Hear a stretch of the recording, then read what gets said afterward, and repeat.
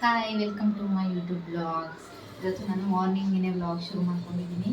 ಏನಂದರೆ ಇವತ್ತು ಏಕಾದಶಿ ಇರೋದ್ರಿಂದ ನಿನ್ನೆ ಟೈಮ್ ಸಿಗಲಿಲ್ಲ ನನಗೆ. ಇವತ್ತೇ ನಾನು ಇದನ್ನೆಲ್ಲ ದೇವರೆಲ್ಲ ಕ್ಲೀನ್ ಮಾಡ್ಕೊಂಡ್ಬಿಟ್ಟು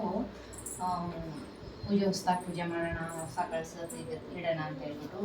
ಮಕ್ಕಳಿರೋ ಮನೆಯಲ್ಲಿ ಕೆಲಸನೇ ಮುಗಿಯಲ್ಲ. ಈಗ ನಾನು ಏನಾದರೂ ಅಡುಗೆ ಮನೆಗೆ ಹೋಗಲಿ ಅಥವಾ ದೇವ್ರ ಮನೆಗೆ ಹೋಗಲಿ ಬಂದ್ಬಿಡ್ತಾಳೆ ಓದೋದು.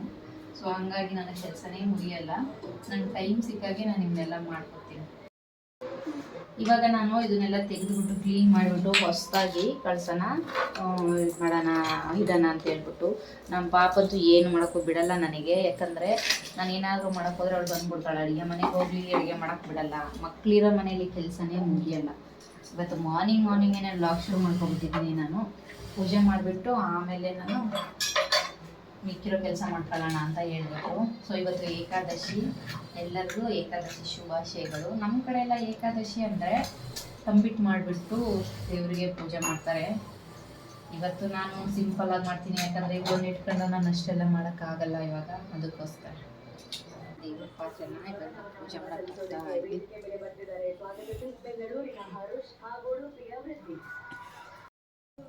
ಈ ದಿಂಡು ಆ್ಯಕ್ಚುಲಿ ಇದನ್ನು ನಾವು ತಂದಿಲ್ಲ, ನಾವು ನಮ್ಮ ಅತ್ತೆ ಕಟ್ಕೊಟ್ಟಿರೋದು ಇದನ್ನು. ದಿಂಡು ಈ ಥರ ಸೇವಂತಿಗೆ ಹೂವು, ಇದೊಂಥರ ನೋಡಿ ಡಿಫ್ರೆಂಟ್ ಆಗಿದೆ.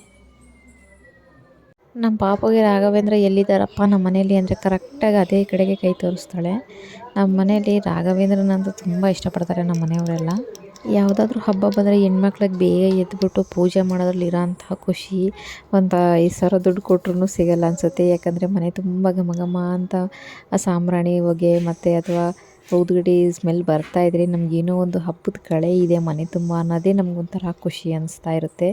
ಎಲ್ಲ ಹೆಣ್ಮಕ್ಳು ಹಿಂಗೇನಾ. ನಾನಿಲ್ಲಿ ಮಸಾಲ ಮಾಡೋಣ ಅಂತೇಳಿ ಇದ್ದೀನಿ. ಇಲ್ಲೆಲ್ಲ ನಾನು ಆಲ್ರೆಡಿ ತೊಳೆದು ಇಟ್ಕೊಂಡಿದ್ದೀನಿ. ಸೊ ಇದನ್ನು ಸ್ವಲ್ಪ ಮಿಕ್ಸಿಗೆ ಹಾಕೊಂಬಿಟ್ಟು ರೆಡಿ ಮಾಡ್ಕೊಳ್ಳಿ. ಸೊ ಕಡಲೆಬೇಳೆನ ತೊಳೆದು ಇಟ್ಕೊಂಡಿದ್ದೀನಿ, ನಾನು ಬೆಳಗ್ಗೆ ನೆನೆಸಿದ್ದೀನಿ. ಅದು ಇವಾಗ ನೆನೆದಿದೆ. ಮತ್ತು ಅದಕ್ಕೆ ಬೇಕಾಗಿರೋಷ್ಟು ಮೆಣಸಿನ್ಕಾಯಿ, ಕೊತ್ತಂಬರಿ ಸೊಪ್ಪು, ಶುಂಠಿ, ಬೆಳ್ಳುಳ್ಳಿ. ಸೊ ನಾನೆಲ್ಲವೂ ರೆಡಿ ಮಾಡಿ ಇಟ್ಕೊಂಡಿದ್ದೀನಿ. ಇವಾಗ ನಾನು ಜಾರಿಗೆ ನಾನೆಲ್ಲ ಹಾಕ್ಕೊಂಡ್ಬಿಟ್ಟು ಸ್ವಲ್ಪ ಕಾಳು ಸ್ವಲ್ಪ ತರಿಯಾಗಿರಬೇಕು. ಜೊತೆಗೆ ಈ ಮಸಾಲ ಎಲ್ಲನೂ ನಾನು ಹಾಕ್ಕೊಂಡು ರುಬ್ಕೊತೀನಿ. ತರಿಯಾಗಿ ನಾನು ಇದನ್ನ ರುಬ್ಕೊಂಡಿದ್ದೀನಿ. ಇವಾಗ ನಾನು ಇದನ್ನೆಲ್ಲ ರುಬ್ಬಿ ರೆಡಿ ಮಾಡಿ ಇಟ್ಕೊಂಡಿದ್ದೀನಿ. ಸೊ ಇದಕ್ಕೆ ನಾನು ಇವಾಗ ಉಪ್ಪು ಮತ್ತು ಸೋಡಾನ ಹಾಕ್ತೀನಿ. ಇದು ಒಂದು ಕಡೆ ಆಗಿರುತ್ತೆ, ಒಂದು ಕಡೆ ಆಗಿರಲ್ಲ. ನಾವು ಇದನ್ನ ನೀಟಾಗಿ ಹಚ್ಕೊಬೇಕಾಗುತ್ತೆ. ಈ ಥರ ತರಿಯಾಗಿ ರುಬ್ಕೊಂಡಿದ್ದೀನಿ. ನಾನು ಇದಕ್ಕೆ ಬೇಕಾಗುವಷ್ಟು ಉಪ್ಪು ಮತ್ತು ಸೋಡಾನ ಹಾಕ್ಕೊಂಡು ನೀಟಾಗಿ ರುಬ್ಕೊತೀನಿ. ನಾನು ಇದಕ್ಕೆ ಚಿಕ್ಕದಾಗಿ ಒಂದು ಈರುಳ್ಳಿಯ ಕಟ್ ಮಾಡ್ಕೊಂಡಿದ್ದೀನಿ. ಅದನ್ನು ನಾನು ಹಾಕ್ಕೊಂಡು ಲೈಟಾಗಿ ಮಿಕ್ಸ್ ಮಾಡ್ಕೊಳ್ಳೋಣ, ಯಾಕಂದರೆ ಸ್ವಲ್ಪ ಟೇಸ್ಟ್ ಚೆನ್ನಾಗಿರುತ್ತೆ. ಮತ್ತು ನಾನಿಲ್ಲಿ ಎಣ್ಣೆನ ಬಿಸಿ ಮಾಡೋಕ್ಕೆ ಇಟ್ಟಿದ್ದೀನಿ. ಸೊ ಎಣ್ಣೆ ಈ ಕಡೆ ಬಿಸಿ ಆಗಲಿ, ನಾವು ಅಷ್ಟರಲ್ಲಿ ಇದನ್ನು ನಾವು ಮಿಕ್ಸ್ ಮಾಡ್ಕೊಳ್ಳೋಣ.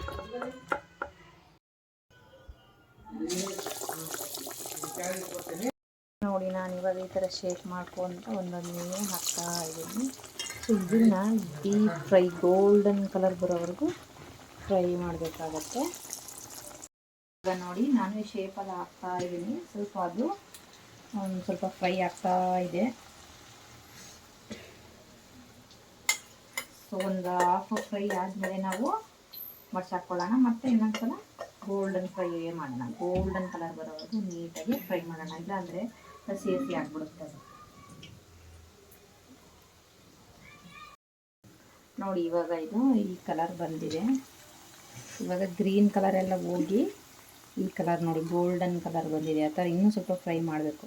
ನೀಟಾಗಿ ಫ್ರೈ ಆದರೆ ಟೇಸ್ಟು ಚೆನ್ನಾಗಿ ಅನಿಸುತ್ತೆ. ಬಾಯಲ್ಲಿ ಹಾಗೆ ನೀರು ಬರುತ್ತೆ, ಘಮ ಘಮ ಅಂತ ಇದೆ. ಫೈನಲ್ಲಾಗೆ ನೋಡಿ ವಡ ರೆಡಿಯಾಗಿದೆ, ಬಿಸಿ ಬಿಸಿಯಾಗಿದೆ.